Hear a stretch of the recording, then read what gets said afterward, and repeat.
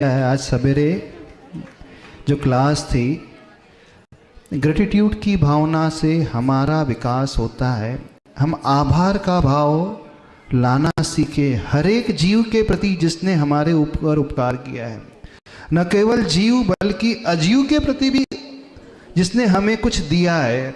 आपको कौन कौन नहीं देता है? चटाई देती है, आपके वस्त्र आपकी रक्षा करते हैं, आपका चश्मा है आपको देखने में सहायता प्रदान करता है, धन आपके लिए सहयोगी बनता है, वो अन्न आपके लिए सहयोगी बनता है, जल है, अग्नि है, वायु है, पृथ्वी है, आकाश है, पूरे छहों द्रव्य आपके लिए सहयोगी बनते हैं। जड़ वस्तु भी सहयोगी है, वो उपकारी है, और चेतन भी उपकारी है। तो जो उपकारी को हमेशा याद करता है उसका विकास होता है। जो उपकारी को भुला देता है वो कृतज्ञ माना जाता है, और वो कृतज्ञता का अवगुण उसे पतन में लगा देता है। तो हमने ये कहा था कि सबके प्रति ग्रेटिट्यूड का भाव लाना सीखो, चाहे एक इंद्री हो, दो इंद्री, तीन चार पंचेंद्री, छहों द्रव्य, देव गुरु शास्त्र, माता पिता, शिक्षक, मित्र, सोसाइटी, समाज, जिनने भी हमको कहीं ना कहीं हेल्प की है।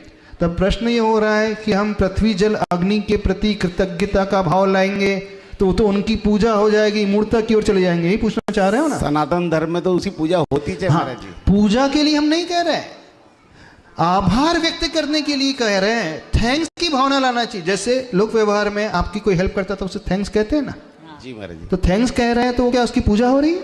नहीं। तो हम ये नहीं कह रहे कि उनकी पूजा करना शुरू कर दो, आरती उतारना शुरू कर दो।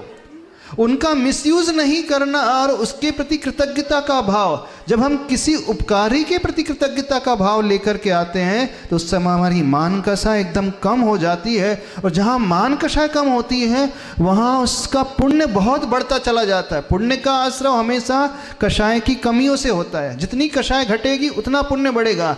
जितना हम विनय का भाव, कृतज्ञता का भाव, झुकने का भाव लेकर के आएंगे उतना ही साता वेदनी पुण्य का आश्रय होगा, और वह पुण्य हमारे लिए सारी अनुकूलता बना करके लेकर के रख देगा।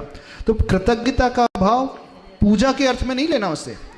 कई लोग जो हैं आरती उतारने लगे, तो जैन धर्म में जल की आरती नहीं उतारना है, अग्नि की आरती, हवा की आरती नहीं उतारना है, रोटी की आरती नहीं उतारना है, पर उसका मिसयूज नहीं करना है। कम से कम याद तो करें, इस अन्न की बदौलत इतने वर्षों से मैं जीवित रहते आया हूँ, उस ऑक्सीजन की बदौलत मेरा शरीर 50 वर्षों से एज इट इज़ बना हुआ है।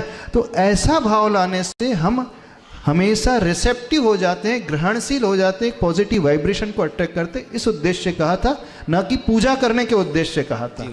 कोई लोग यदि पूजा की ओर जा रहे हैं, मूर्ता की ओर जा रहे हैं, तो मूर्ता की ओर नहीं आना है। कई लोग जो है इस संस्कृति को नहीं समझ पाए, उन्होंने उसे अपने अनुसार कोई दूसरा स्थान दे दिया। पर हमारा उद्देश्य वो नहीं कि हम उसे भगवान मान करके पूजने लगे। पूज्य तो भगवान ही रहेंगे, देव गुरु शास्त्र पंच परमेष्टि नौ देवता, बाकी सब जो उपकारी है उनके प्रति